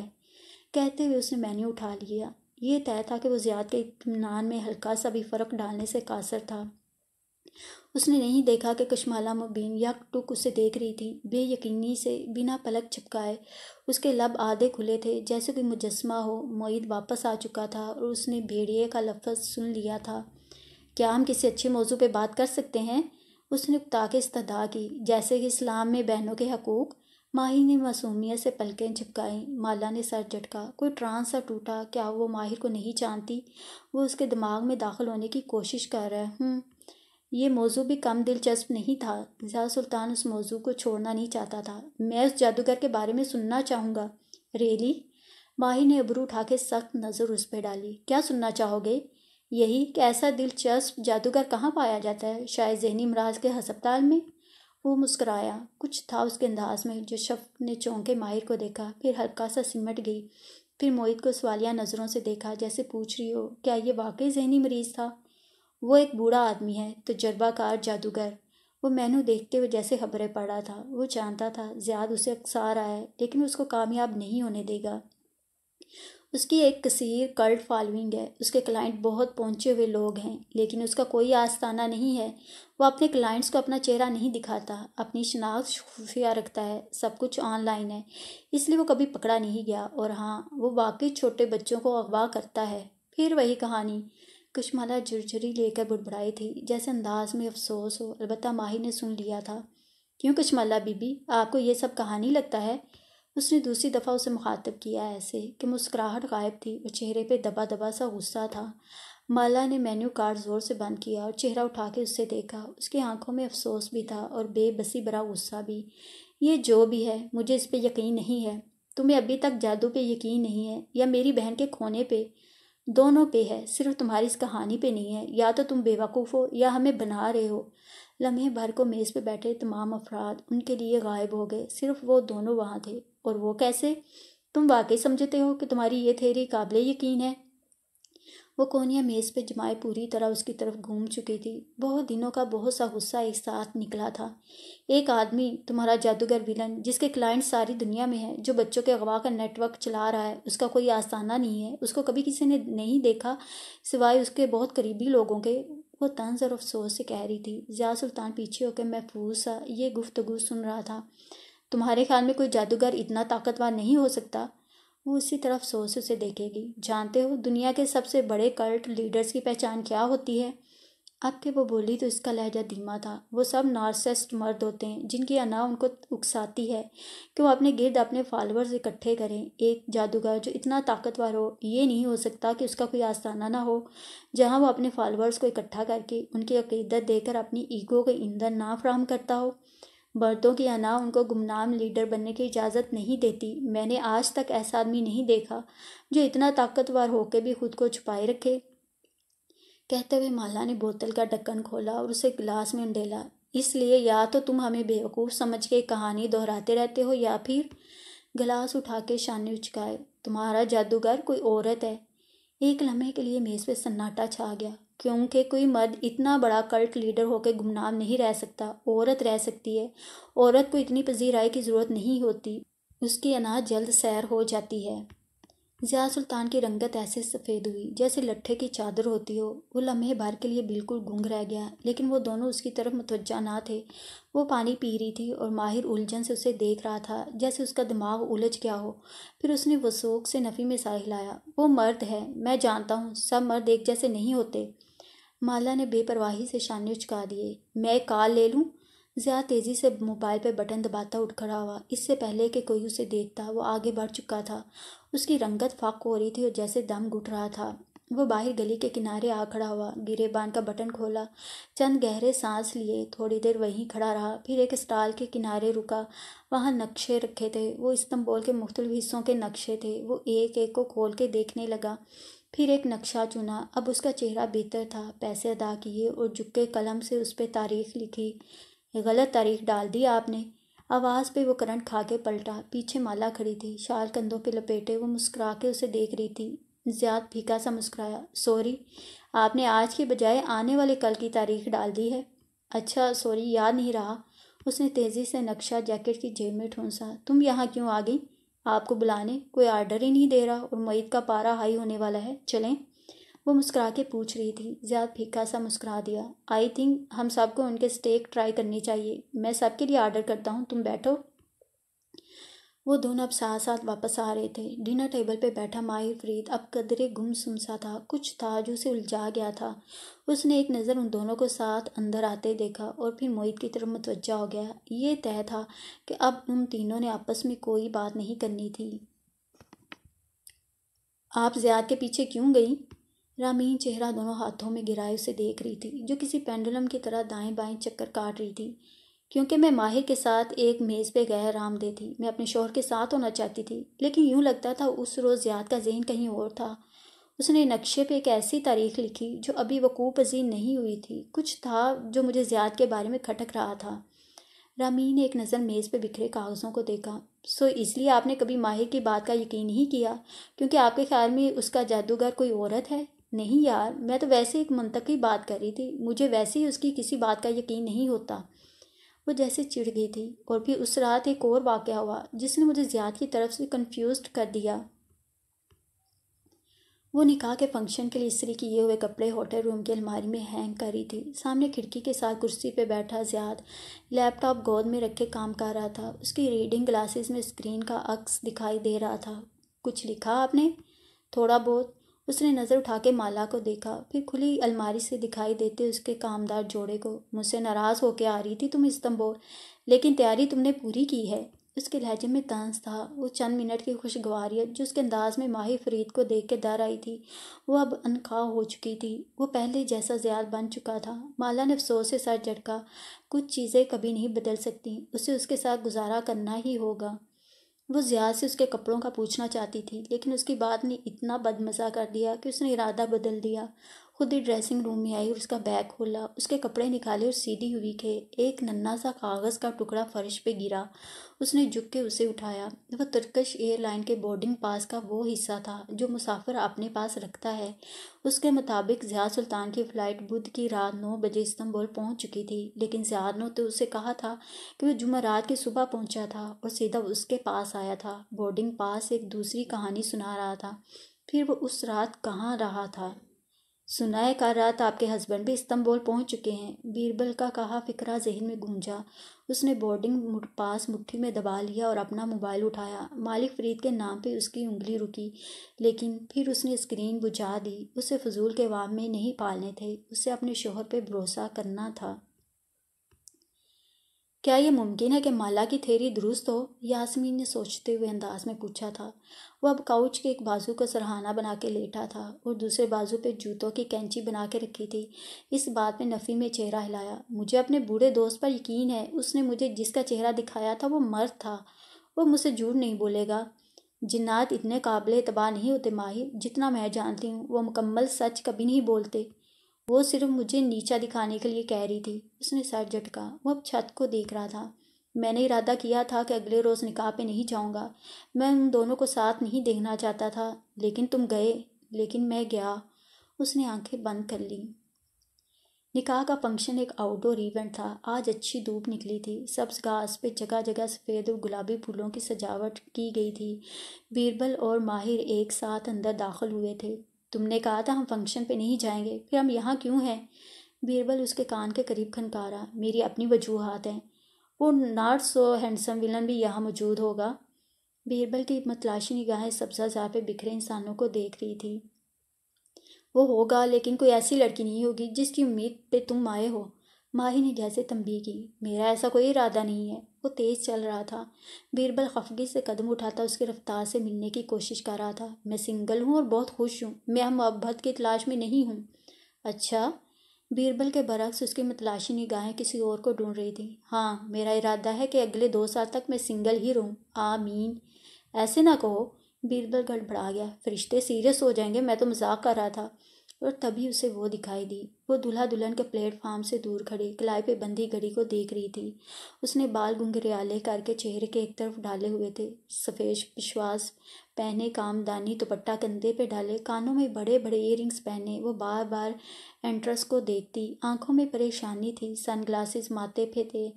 وہ چند لمحے اسے دیکھتا رہا۔ اس کی نگاہوں کا ارتکاز محسوس کر کے مالا نے اس طرف دیکھا تو اس نے چہرہ موڑ لیا۔ حالانکہ وہ سن گلاسز پہنے ہوئے تھا، وہ اس کی آنکھیں نہیں دیکھ سکتی تھی اور اسے خوف تھا کہ کہیں دیکھ نہ لے۔ سارا فنکشن اس کی توجہ کشمالہ مبین کی طرف رہی، اس لیے نہیں کہ وہ خوبصورت لگ رہی تھی، بلکہ اس لیے کہ وہ بھی اس کی منتظر تھی جس کا وہ منتظر تھا۔ ضیاء سلطان ابھی تک نہیں پہنچا تھا۔ کیک کٹنے کے بعد اس نے دیکھا زیاد اندر داخل ہو رہا تھا۔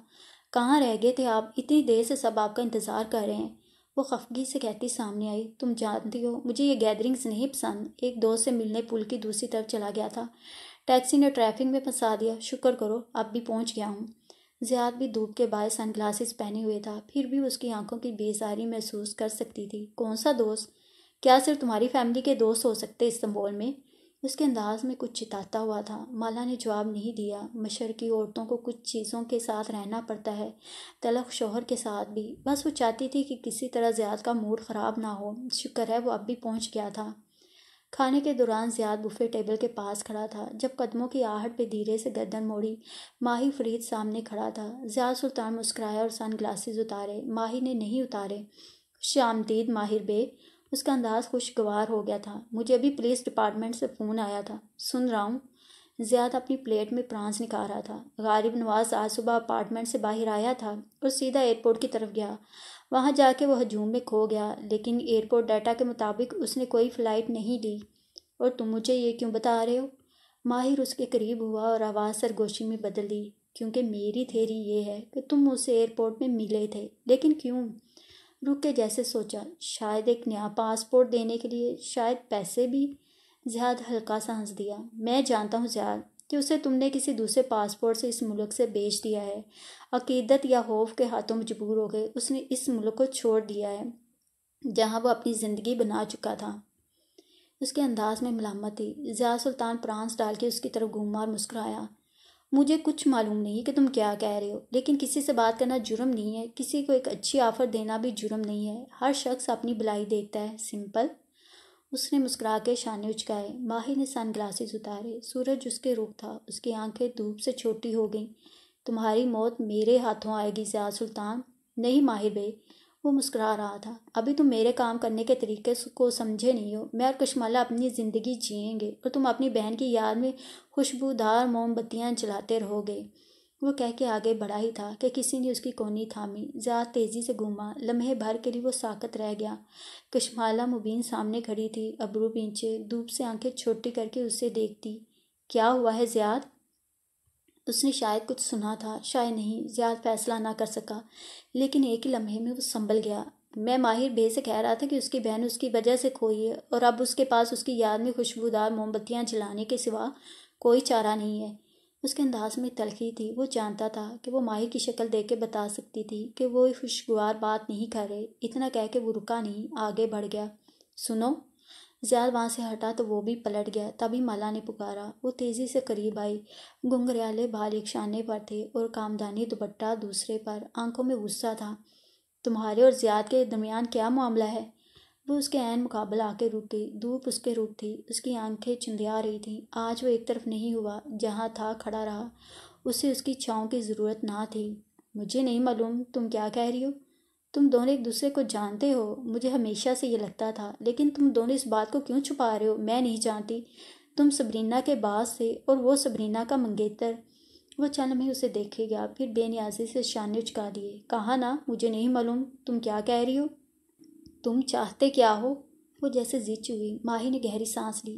کیا ایسا ہی وقت ہے جب تم مجھے اپنی زندگی سے جانے کو کہو گی اور میں تمہیں کہیں نہیں جانا؟ میں جا رہی ہوں اس شہر سے اور میں شاید تمہیں کبھی دوبارہ نہ دیکھوں۔ وہ تیز تیز کہہ رہی تھی، دھوپ سے اس کا چہرہ گلابی ہو رہا تھا۔ لیکن میں اتنا جانتی ہوں کہ تم کچھ جانتے ہو۔ یہ اتنے دن تم بار بار میرے راستے میں اس لیے آتے تھے کیونکہ تم مجھے کچھ بتانا چاہتے تھے۔ پھر افسوس سے اسے دیکھا۔ اس لیے میں تم سے پوچھ رہی ہوں، تم کیا بتانا چاہتے ہو؟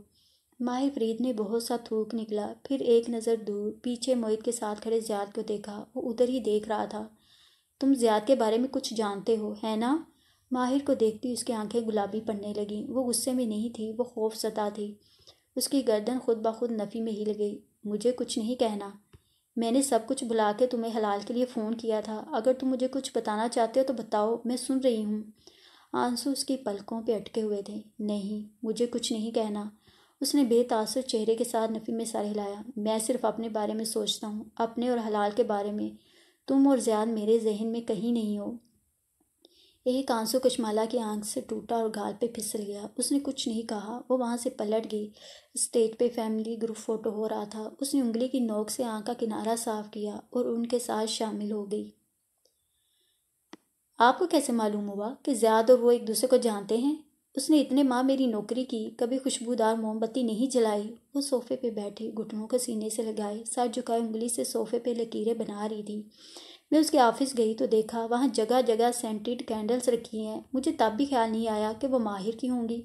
پھر زیاد کو کیسے معلوم ہوا کہ وہ خوشبودار موم بتیاں جلاتا ہے؟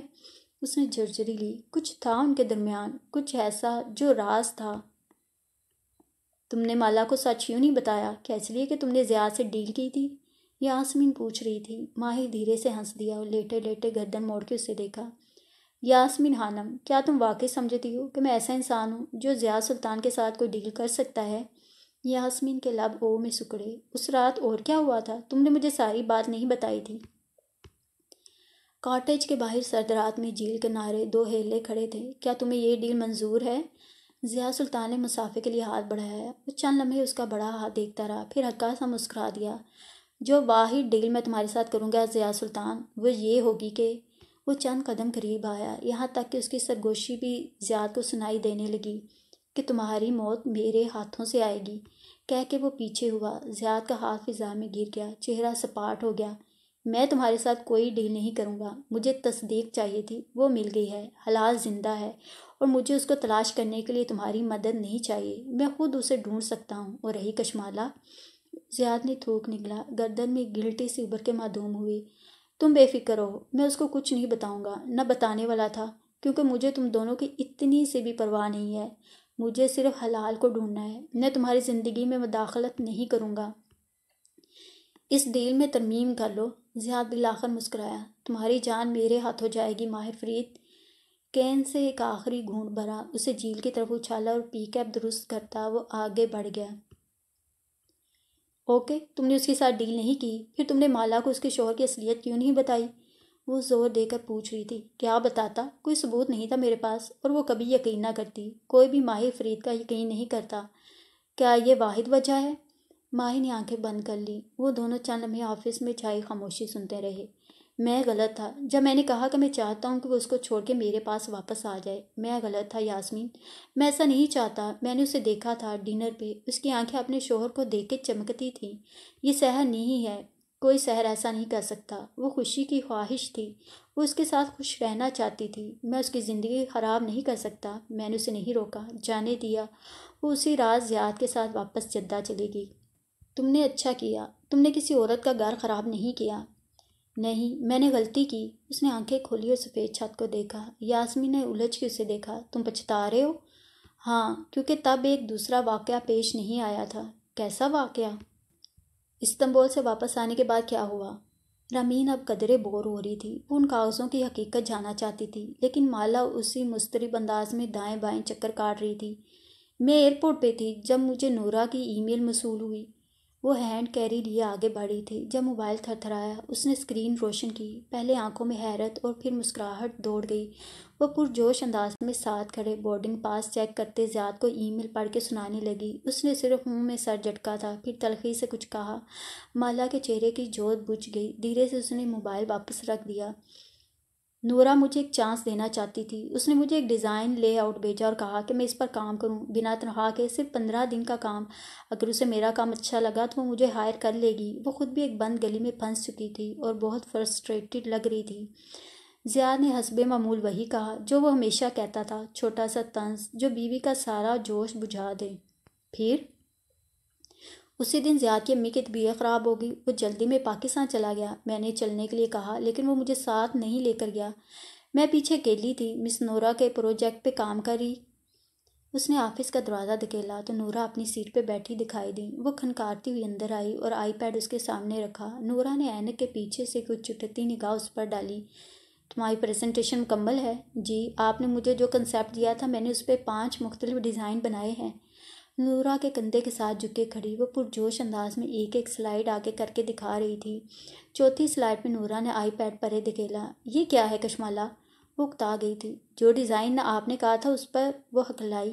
میں نے ایک ڈیزائن کہا تھا، ایک سادہ ڈیزائن۔ سادہ ترین جواب بہترین جواب ہوتا ہے۔ کشمالہ، تم چیزوں کو پیچیدہ کیوں بناتی ہو؟ نورا اسی تلخی سے کہہ رہی تھی۔ تم اور میں ایک ساتھ نہیں چل سکیں گے، تم خواہ مخواہ کی باریکیوں میں پڑ جاتی ہو۔ اس نے ماتھے کو چھوا، پھر اس کا بجھتا ہوا چہرہ دیکھ کے آواز دھیمی کی۔ اگر مجھے کل تک ایک سادہ ڈیزائن دے سکتی ہو تو ٹھیک ہے، ورنہ… اس نے کندھے اچکا دیے۔ سادہ جواب؟ وہ جہاں تھی وہیں کھڑی رہ گئی۔ میں چیزوں کی تفصیل میں جا کے ان کو پیچیدہ بنا دیتی ہوں۔ اس نے خود سے دہرایا۔ سب سے سادہ جواب کیا تھا؟ اگر تمہیں برا لگا ہے تو… نہیں۔ وہ تیزی سے باہر نکلی۔ استنبول کی سفید پھولوں والی گلی میں وہ کھڑی تھی۔ ماں سامنے بیٹھی مسکرا رہی تھی۔ ان کے ہاتھوں میں سونے کے کنگن تھے۔ فلیش لائٹس ڈھونڈو مالا۔ فلیش لائٹس کا مطلب اندھیرے دور کرنا نہیں تھا، وہ کسی چیز کی علامت نہیں تھی۔ اس سوال کا جواب سب سے سادہ تھا، ماں کی فلیش لائٹس۔ وہ کوریڈور میں کھڑی تیزی سے فون پہ نمبر ملا رہی تھی۔ ہیلو باجی، سلیم کی حیرت بھری آواز سنائی دی۔ ماں کی فلیش لائٹس ہوتی تھی سلیم، یاد ہے؟ وہ بے ترتیب سانسوں کے درمیان پوچھ رہی تھی۔ وہ ایک ساتھ بہت سارے فلیش لائٹس رکھا کرتی تھی تاکہ بجلی جائے تو کام آ سکے۔ جی، وہ اسٹور میں رکھی تھی، ان کو ڈھونڈو مالا باجی۔ وہ…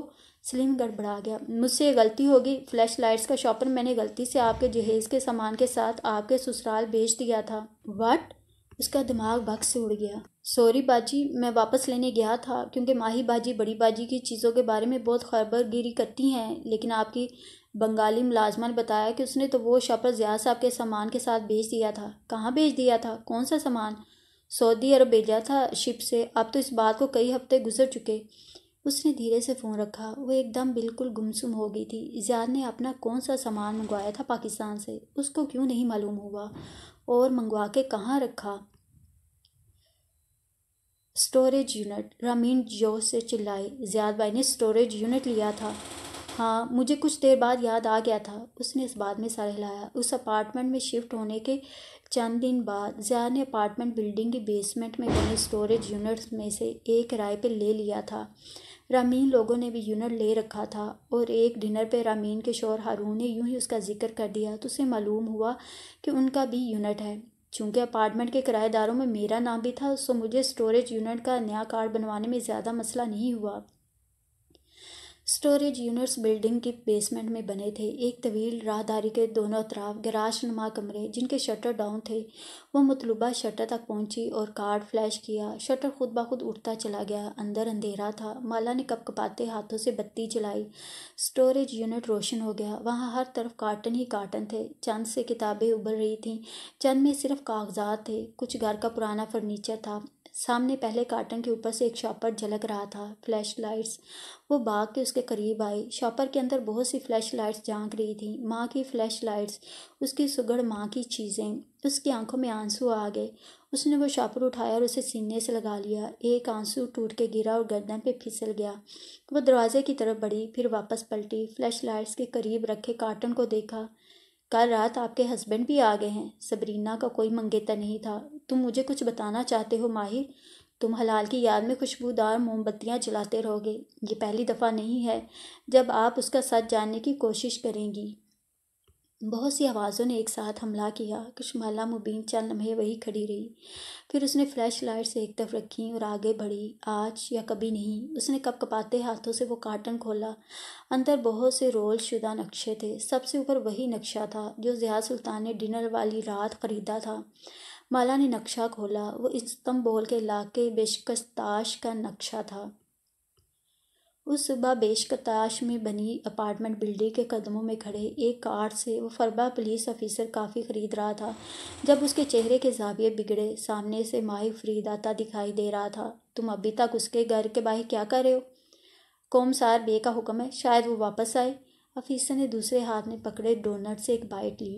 پولیس والے اور ان کے ڈونٹس، ماہر نے افسوس سے اسے دیکھا۔ وہ اب تک ملک کیا اس بر اعظم سے بھی دور جا چکا ہوگا۔ قومسار بے سے کہو اس کے گھر کی تلاشی لیں۔ نہ ماہر بے، میں بنا وارنٹ کے کسی کے گھر میں داخل نہیں ہوں گا۔ اپنی موٹی گردن دائیں بائیں لائی اور کار کی طرف بڑھ گیا۔ وہ اس کے پیچھے آیا۔ کار میں بیٹھتے ہوئے آفیسر کہہ رہا تھا، میں یہاں صرف کارروائی پوری کر رہا ہوں۔ آج میں رپورٹ لکھوں گا کہ غالب نواز غائب ہو چکا ہے، اور بس۔ اس نے ڈونٹ کا برا سا لقمہ دانتوں سے توڑا، پھر اسے چبانے لگا۔ ماہی نے ناپسندیدگی سے اسے دیکھا اور کار میں رکھا ایک ٹیشو نکال کے بڑھایا۔ اس سے کوئی ملنے بھی نہیں آیا؟ اس نے کار اسکرین کی طرف اشارہ کیا جس پہ غالب نواز کے اپارٹمنٹ کے دروازے کے باہر کا CCTV منظر دکھائی دے رہا تھا۔ اور تمہیں یقین ہے کسی نے اس فوٹیج کو لوپ پہ نہیں رکھا ہوا؟ کچھ تھا جو اسے کھٹک رہا تھا۔ نہیں ماہر بے، اتنا ہالی ووڈ نہ دیکھا کرو، میں نے خود اسے باہر نکلتے دیکھا ہے۔ یہ کیا ہے؟ وہ جھک کے اسکرین کو دیکھ رہا تھا۔ دروازے کے قریب چند باکسز رکھے تھے۔ اس کا کیٹو لنچ۔ ویسے کیا واقعی کیٹو اثر کرتی ہے؟ اس نے آج دوبارہ پوچھا۔ ماہی نے ایک نظر اسے سر سے پیر تک دیکھا۔ تمہارے اوپر زہر بھی اثر نہیں کرے گا۔ پھر واپس اسکرین کو دیکھا۔ اگر میں ملک سے غائب ہونا چاہوں تو کیا میں یہ چاہوں گا کہ میرے دروازے پہ کھانے کے ڈبوں کے ڈھیر ہوں جس سے سب کو معلوم ہو کہ میں گھر پہ نہیں ہوں، یا میں خاموشی سے بھاگوں گا؟ ڈونٹ کا ٹکڑا آفیسر کے حلق میں اٹک گیا۔ وہ کہیں نہیں گیا، وہ اندر ہی ہے۔ وہ دونوں ایک ساتھ دروازہ کھول کے تیزی سے باہر نکلے۔ اپارٹمنٹ کی لفٹ سے اوپری منزل تک کا سفر چند ساعتوں میں ہو گیا، یہاں تک کہ وہ اس دروازے کے باہر آن پہنچے۔ وہاں لنچ باکسز ویسے ہی رکھے تھے۔ ماہی نے بے چینی سے گھنٹی پہ ہاتھ رکھا۔ اس کا سانس پھولا ہوا تھا۔ جواب ندارت۔ اس نے دروازہ دڑدڑایا۔ خاموشی۔ دروازہ توڑو۔ اس نے آفیسر کو حکم دیا۔ میں؟ ہاں، کیونکہ میری ٹانگیں خراب ہے، وہ چلایا۔ اور پولیس آفیسر تم ہو؟ لاک اس کے ایک ہی دھکے سے ٹوٹ گیا۔ دروازہ اکھڑ کے پیچھے جا گرا۔ وہ دونوں اندر داخل ہوئے۔ لاؤنج کے وسط میں کوئی گرا ہوا تھا۔ صوفے کے اس طرف سے اس کے پیر دکھائی دے رہے تھے۔ ماہر فرید سانس روکے آگے بڑھا اور پھر وہ وہیں ٹھہر گیا۔ اس نے توقع کی تھی کہ اس کی نگاہ ترتیب سے سفر کرے گی۔ قدموں سے نگاہ اوپر ٹانگوں، پھر سینے اور کندھوں تک جائے گی اور اس کے بعد اس کا سر دیکھے گا، لیکن سر وہاں نہیں تھا۔ لاش کا سر کٹا ہوا تھا اور جسم پہ مار پیٹ کے نشانات تھے۔ وہ پلک نہیں جھپک سکا۔ پھر گردن موڑی۔ کچن کاؤنٹر پہ غالب نواز کا سر رکھا تھا۔ آنکھیں ادھ کھلی تھیں اور چہرے پہ نیل اور کٹ لگے تھے۔ ہکا بکا سا آفیسر اونچی آواز میں چلاتا فون پہ بیک اپ کال کر رہا تھا۔ وہ ابھی تک شل کھڑا تھا۔ ابھی تم میرے کام کرنے کے طریقے سے واقف نہیں ہو ماہر بے۔ سٹاپ۔ یاسمین نے ہاتھ اٹھا کے اس سے روکا۔ میں نہیں سن سکتی۔ اس لاش کا سر نہیں تھا؟ چند لمحے شاکڈ سی خاموشی میں گزر گئے۔ میں اس منظر کو اندیکھا نہیں کر سکتا۔ وہ چت لیٹا چھت کو دیکھ رہا تھا۔ اس کی آنکھوں میں زمانے بھر کی ویرانی تھی۔ یاسمین نے جھرجھری سی لی۔ یہ کس نے کیا ہوگا؟ اس شخص نے جس کے ساتھ میں نے مالا کو واپس جانے دیا۔ اس شخص نے جس کی اصلیت میں نے اس لڑکی کو نہیں بتائی، جو اس کے سب سے قریب ہے، جو سب سے زیادہ خطرے میں ہے۔ یاسمین نے نوٹ بک ایک طرف رکھ دی اور دونوں ہاتھوں سے کن پٹی پکڑ لی۔ تم سے بہت بڑی غلطی ہوئی ہے ماہر، تمہیں اس کو بتا دینا چاہیے تھا۔ مجھے اس کو بتا دینا چاہیے تھا۔ اس نے آنکھیں بند کر لیں۔ جیب میں رکھا فون تھرتھرانے لگا۔ یہ مخصوص رنگ ٹون چنگیز کی تھی۔ اس نے فون نہیں اٹھایا۔ اس وقت وہ اس بارے میں کچھ نہیں سننا چاہتا تھا۔ تم اب بھی اس کو کال کر سکتے ہو۔ یاسمین کی آواز کسی کنویں سے آتی سنائی دے رہی تھی۔ کشمالہ نے دوسرا نقشہ اٹھایا۔ اس پہ چند ہفتے قبل کی تاریخ تھی۔ تیسرا نقشہ 2 ماہ پہلے کی۔ کارٹن کے آخری نقشے پہ 5 سال پہلے کی تاریخ درج تھی۔ رامین تحیر سے اپنے سامنے پھیلے کاغذ دیکھ رہی تھی۔ زیاد بھائی نقشے کیوں اکٹھے کرتے ہیں؟ میں پوری رات یہی سوچتی رہی۔ پھر مجھے یاد آیا ایک دفعہ کیف نے مجھے کہا تھا کہ نمبرز جھوٹ نہیں بولتے۔ نمبرز؟ تاریخیں؟ وہ ایک ایک کر کے کاغذ اس کو دکھانے لگی۔ ہر نقشے پہ ایک تاریخ ہے۔ میں نے ان تاریخوں کو سرچ کرنا شروع کیا۔ لاؤنج اندھیر تھا اور وہ لیپ ٹاپ گود میں رکھے بیٹھی تھی۔ ارد گرد کاغذ بکھرے ہوئے تھے اور وہ ایک ایک سے تاریخ پڑھتی کچھ ٹائپ کر رہی تھی۔ چہرے پہ بار بار مایوسی پھیلتی۔ شروع میں کچھ نہیں ملا۔ ان تاریخوں میں کچھ بھی مشترک چیز نہیں ہوئی تھی۔ پھر وہ بیٹھے بیٹھے سو گئی۔ جب فون بجا، مالا چونکے سیدھی ہوئی۔ لاؤنج اندھیر تھا اور اس کے گرد کاغذ پھیلے تھے۔ اس نے نیند سے بھری آنکھوں سے موبائل دیکھا۔ اگلے ہی لمحے آنکھیں پوری کھل گئیں۔ میں نے بیشکتاش کے علاقے کی تمام نیوز کو گوگل الرٹ پہ لگا رکھا تھا۔ صبح مجھے ایک ایسی نیوز ملی جو میں بتا نہیں سکتی، صرف دکھا سکتی ہوں۔ اس نے آئی پیڈ رامین کے سامنے کیا۔ اگلے ہی لمحے رامین تیزی سے اچھلی۔ وہاں ایک سر کٹی لاش کی تصویر تھی۔ اس تاریخ پہ بشکتاش میں ایک غالب نواز آدمی کا قتل ہوا تھا، اپنے اپارٹمنٹ میں۔ اس کا سر تن سے جدا تھا اور اس پہ تشدد کیا گیا تھا۔ خبر میں یہ بھی لکھا تھا کہ یہ آدمی ماہی فرید نامی آرکیٹیکٹ پہ قاتلانہ حملے کے لیے زیر تفتیش تھا۔ وہ رامین کو دیکھتے ہوئے کہہ رہی تھی جیسے خواب میں بوریو، مالا۔ رامین کی آنکھیں پھٹی کی پھٹی رہ گئیں۔ لیکن قتل تو ہر روز کہیں بھی ہو سکتے ہیں۔ میں نے بھی یہی سوچا تھا، لیکن زیاد کو ایک دن سے پہلے وہ تاریخ معلوم تھی جس پہ کسی نے اس انداز میں قتل ہونا تھا۔ اس کی آنکھیں گلابی پڑ رہی تھیں۔ میں نے ان تمام تاریخوں کو دوبارہ سرچ کیا۔ وہ 12 تاریخیں تھیں، یورپ اور مڈل ایسٹ کے مختلف شہروں کے نقشوں پہ لکھی 12 تاریخیں، لیکن اس دفعہ میں نے تاریخوں کے ساتھ قتل کا لفظ بھی لکھا۔ رامین کا سانس رک گیا۔ ہر تاریخ پہ قتل ہوا تھا، ایسے کہ لاش کا سر تن سے جدا تھا۔ اس کی آنکھوں سے آنسو گر رہے تھے اور رامین کچھ کہہ نہیں پا رہی تھی۔ سادہ جواب سب سے درست جواب ہوتا ہے رامین۔ زیاد نے جاب اس لیے چھوڑی کیونکہ جاب اس کا صرف ایک کور تھا۔ وہ رائٹر بھی نہیں ہے۔ مجھے نہیں معلوم کیوں، لیکن مجھے لگتا ہے وہ کچھ بھی نہیں لکھتا۔ رائٹرز کو ویزے آسانی سے مل جاتے ہیں، اسی لیے اس نے اپنی جعلی شناخت بنا رکھی ہے۔ آپ کا مطلب ہے کہ زیاد، میرا شوہر زیاد، ایک اساسین ہے، ایک رائے کا قاتل؟ اس نے انگلی سے سینے پہ دستک دی۔ آنکھوں سے آنسو بہہ رہے تھے۔ میں نے ایک قاتل سے شادی کی ہے رامین، ایک سائیکوپیتھ قاتل سے۔ اس کی آنکھوں میں بے یقینی تھی، خوف تھا۔ اس کا رنگ سفید پڑا تھا۔ میں نے جس شخص سے شادی کی ہے وہ ایک قاتل ہے۔ رامین بالکل گنگ تھی۔ میں اس دنیا کی سب سے بے وقوف عورت ہوں۔ اس نے بال دونوں ہاتھوں میں پکڑ کے سر نیچے گرا دیا۔ اسی لمحے باہر گھنٹی بجی، پھر دروازہ کھڑکا۔ کشمالہ، دروازہ کھولو۔ ضیاء سلطان کی آواز سنائی دی۔ وہ دونوں کرنٹ کھا کے اٹھیں۔ رامین کی گود سے سارے نقشے گر گئے۔ مالا نے خوف سے دروازے کو دیکھا، پھر لاؤنج میں پھیلائے پلندے کو۔ کشمالہ! وہ دروازہ بچا رہا تھا اور کشمالہ مبین کا سانس رکنے لگا۔ اسے پہلی دفعہ معلوم ہوا تھا کہ خوف کیا ہوتا ہے۔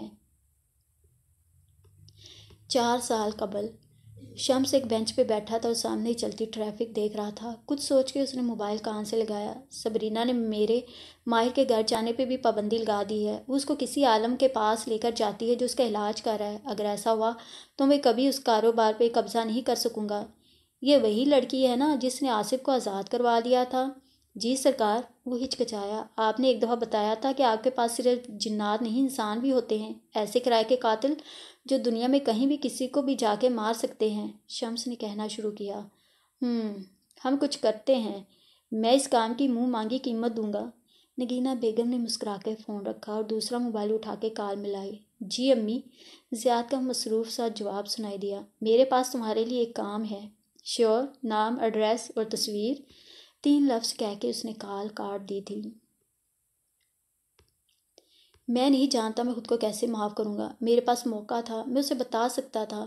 وہ چت لیٹا چھت کو دیکھتے ہوئے کہہ رہا تھا۔ میں معید یا ماہی کو بتا سکتا تھا، لیکن میں نے سوچا سحر عشق ہی صحیح، وہ اتنا برا نہیں ہوگا، کچھ تو اچھا ہوگا اس میں۔ وہ اسے محبت کرتا ہوگا، شاید وہ اس کو خوش رکھ سکے۔ میں نے اسے جانے دیا، میں نے اسے اپنے سامنے ایک قاتل کے ساتھ جانے دیا۔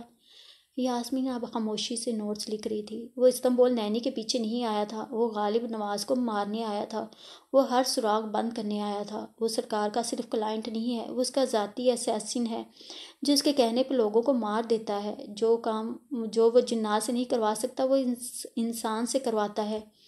ایک بات میں سمجھ نہیں سکی، یاسمین کی سوچتی ہوئی آواز سنائی دی۔ تمہاری ساری کتھا میں ضیاء سلطان سب سے پرسکون نظر آیا ہے، حالانکہ اس کو وہ نہیں ملا جس کے لیے وہ اس کاٹیج میں آیا تھا۔ کیا تمہارے ساتھ ڈیل؟ وہ اس ڈیل کے لیے آیا تھا، لیکن جب تم نے اسے انکار کر دیا تو بھی وہ پرسکون تھا، کیوں؟ اسی پل ڈور بیل کی آواز نے یاسمین کو چونکا دیا۔ Excuse me. وہ قدرے حیرت سے اٹھی۔ ماہی نے برا نہیں منایا، اسی طرح چت لیٹا رہا۔ یاسمین باہر چلی گئی۔ اس کی واپسی چند لمحوں بعد ہوئی۔ ماہر!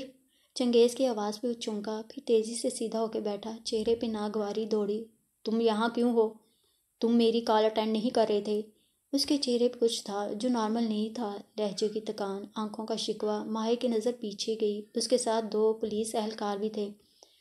ضیاء سلطان کا غالب نواز کے اپارٹمنٹ میں جانے کا کوئی ٹریس نہیں ملا، البتہ چنگیز ملامت بھری نظروں سے دیکھ رہا تھا۔ ماہر بے اختیار کھڑا ہوا۔ تم ابھی میرے کام کرنے کے طریقے سے واقف نہیں ہو۔ البتہ اس کے اپارٹمنٹ میں کچھ چیزیں ملی ہیں جن پہ تمہارے فنگر پرنٹس ہیں ماہر، چنگیز پڑھ کے سنا رہا تھا۔ ایک سوڈا کا کین۔ کاٹیج میں زیاد نے دستانے والے ہاتھ سے سوڈا کا کین اس کی طرف اچھالا۔ اس نے تھام کے ساتھ رکھ دیا۔ ایک لائٹر؟ مجھے اور تمہیں چند باتیں کرنی ہیں ضیاء سلطان، وہ کہتے ہوئے موم بتی جلا رہا تھا۔ پھر اس نے لائٹر ایک طرف ڈال دیا۔ ایک اسٹیک کانٹے والی چھری جس پہ مقتول کا خون ہے، ہمیں اس ریسٹورانٹ کے اسٹیکس ٹرائی کرنی چاہیے، میں آرڈر کرتا ہوں۔ اور ایک نیپکن جس میں تمہارا ڈی این اے ہے۔